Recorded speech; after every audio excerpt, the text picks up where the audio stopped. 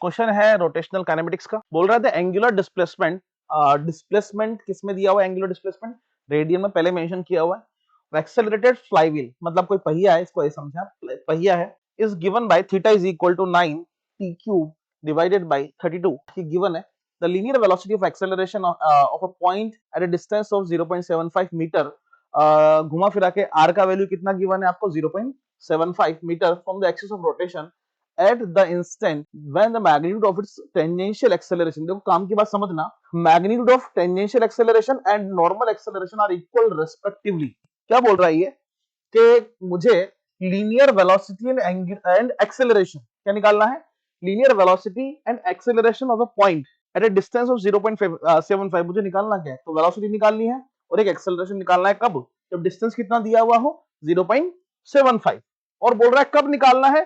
जब tangential acceleration और normal acceleration मतलब कि सेंट्रीपिटल एक्सेलरेशन दोनों क्या हो? एक दूसरे के बराबर हो, तब मुझे ये फाइंड आउट करना है। करेक्ट? तो सिंप्लीफाई करते हैं, डेटा मैंने लिख लिया है। ओके, अच्छा हिंदी में भी गिवन है ये वाला, देख लेना आप लोग।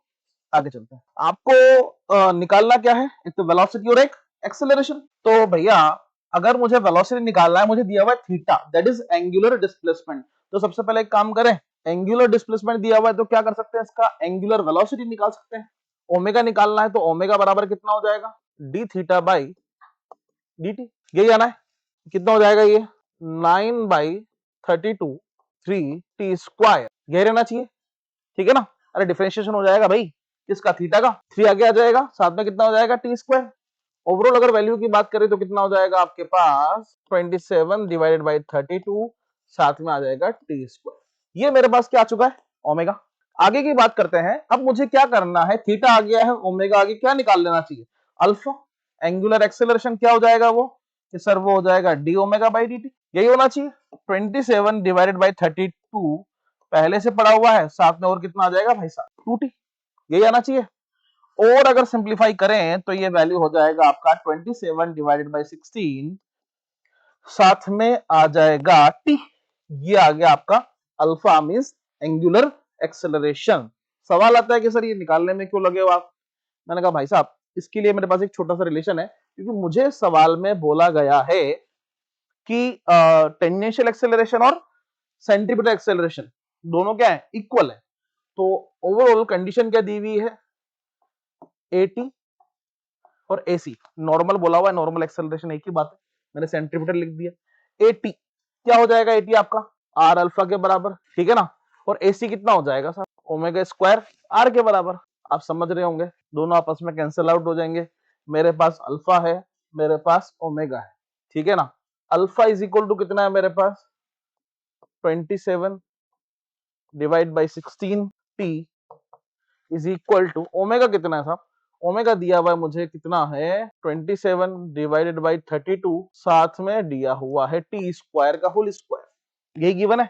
अब आप ध्यान से देखिए, 27 16 टी इज इक्वल टू 27 32 27 32, अरे स्क्वायर होगा दो बार आ जाएगा भैया, और साथ में आ जाएगा टी की पावर 4। सिंप्लीफाई कीजिए, यहां से सिंप्लीफाई करने पर आपको पता है क्या निकल कर आएगा? T cube. अगर मैं इसको सिंप्लीफाई करूं तो ओवरऑल जो वैल्यू आएगा वो आएगा 4/3 सेकेंड।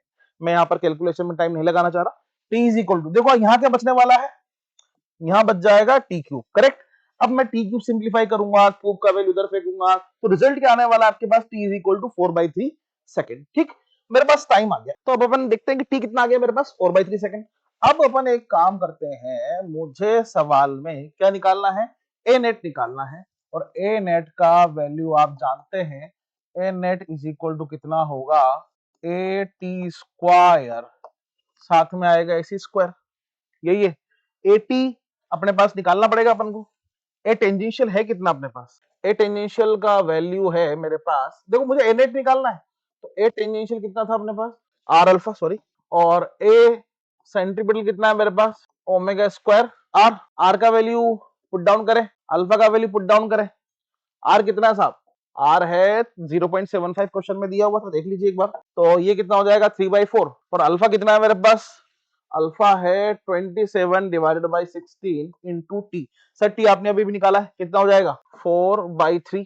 इसकी कैलकुलेशन करेंगे, ओमेगा स्क्वायर, ओमेगा आपने निकाला हुआ है, ये रहा, इसका स्क्वायर करेंगे, ओमेगा का वैल्यू कितना आएगा साहब, ओमेगा है 27/32, टी कितना है 4/3, यही है का होल स्क्वायर और ओमेगा का होल स्क्वायर, जो कितनी लंबी चौड़ी कैलकुलेशन है, मल्टीप्लाई बाय कितना हो जाएगा आर, आर है आपका 3/4। ये सारा वैल्यू कैलकुलेट करने के बाद यहां पुट डाउन करूंगा, तो आप नोटिस करना इसका भी होल स्क्वायर लिखा हुआ है। आधी प्रॉब्लम कैलकुलेशन है, अगर मैं यहां से कैलकुलेशन कर लूं तो ए नेट का वैल्यू आएगा 3/4 √6 मीटर पर सेकेंड स्क्वायर।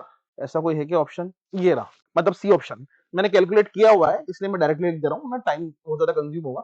ये तो ए नेट का वैल्यू आ गया। अब मुझे क्या चाहिए साहब, क्या वेलोसिटी, ये तो एक्सेलरेशन आया है, वेलोसिटी भी चाहिए। और v इज इक्वल टू क्या होगा, v is equal to r omega. R कितना आपके पास, अगेन 3/4, 0.75 बोल दो या 3/4। ओमेगा, ओमेगा कितना है 27 divide by 32, T square, T कितना दिया हुआ है 4/3, कैलकुलेट कर लो, यही आएगा, टी स्क्वायर है ना, ये आएगा, ठीक है ना। ओमेगा का वैल्यू लिखा है मैंने, ओमेगा कितना आएगा 27/32 टी स्क्वायर, कैलकुलेशन करेंगे वैल्यू आएगा 9/8 मीटर पर सेकेंड, ठीक है।